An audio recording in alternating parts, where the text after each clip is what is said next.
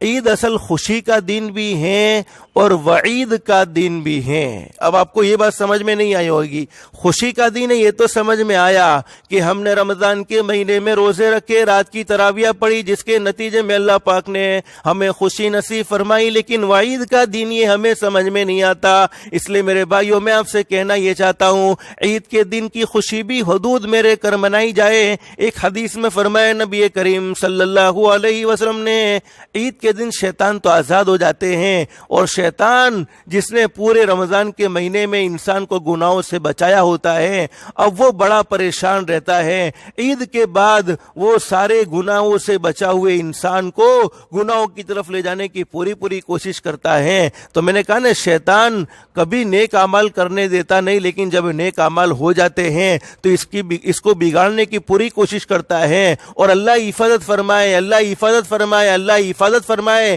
اگر عید کے دن شیطان کے بہکاوے میں آ کر ہم نے اپنے اعمال کو بگاڑ دیا، اپنے اعمال کو ضائع کر دیا، تو یقیناً سمجھ لینا چاہیے یہ عید کا دن نہ رہا بلکہ وعید کا دن ہو گیا۔ میرے بھائیوں، ایک بہت بڑے اونچے درجے کے صحابی جن کا نام ہے حضرت عمر فاروق رضی اللہ تعالیٰ عنہ، بڑے اونچے درجے کے صحابی ہیں۔ حضرت نبی کریم صلی اللہ علیہ وسلم نے بڑی شان نصیب فرمائی ہے، فرماتے اگر میرے بعد کوئی نبی ہوتا تو فاروق اعظم ہوتے، میں آخری نبی ہوں، لیکن اگر کوئی نبی بننے کی صلاحیت رکھتا تو فاروق اعظم رکھتے۔ اور یہاں تک حدیثوں میں فرمایا نبی کریم صلی اللہ علیہ وسلم نے، فاروق اعظم جس راستے سے گزرتے ہیں اس راستے پر شیطان چل نہیں سکتا، بلکہ شیطان کو راستہ بدلنا پڑتا ہے۔ اندازہ لگاؤ جب شیطان دور رہتا ہوگا تو کتنی زیادہ تقوی اور پرہیزگاری میں زندگی گزری ہوگی، کتنا اللہ کو راضی کرنے میں زندگی گزری ہوگی۔ اور علماء فرماتے تمام کے تمام صحابہ کرام حضرت نبی کریم صلی اللہ علیہ وسلم کے مرید ہیں، اور حضرت فاروق اعظم رضی اللہ عنہ نبی کریم صلی اللہ علیہ وسلم کی مراد ہیں۔ ایک مرتبہ کا واقعہ ہے، عید کا دن ہے،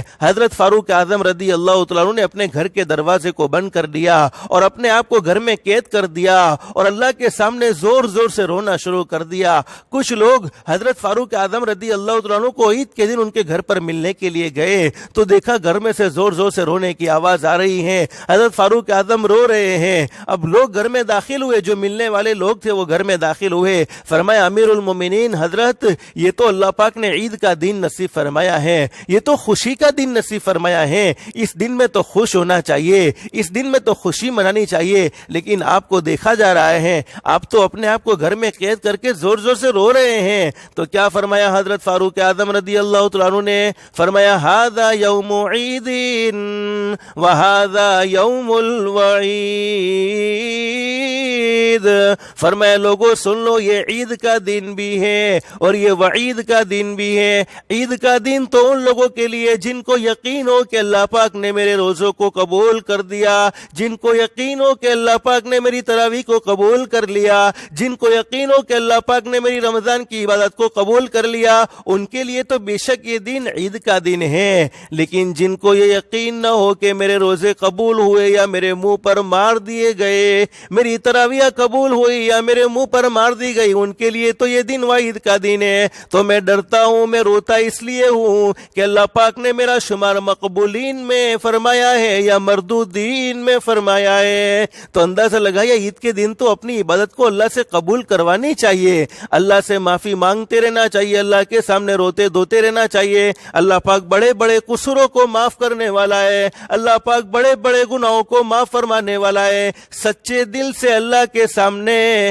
ایک مرتبہ آنسو کا قطرہ بہا لیں گے، اللہ فرماتے میری عزت کی قسم، میرے جلال کی قسم، میں نے تجھے معاف کر دیا ہے، زندگی کے تیرے سارے گناہوں کو معاف فرما دیا ہے۔ تو میرے بھائیوں، عید کے دن میں اللہ سے معافی مانگنے کی ضرورت ہے، اللہ کے سامنے رونے دھونے کی ضرورت ہے۔ تو عید کے دن کو شریعت کی حد میں رہ کر گزارنا چاہیے۔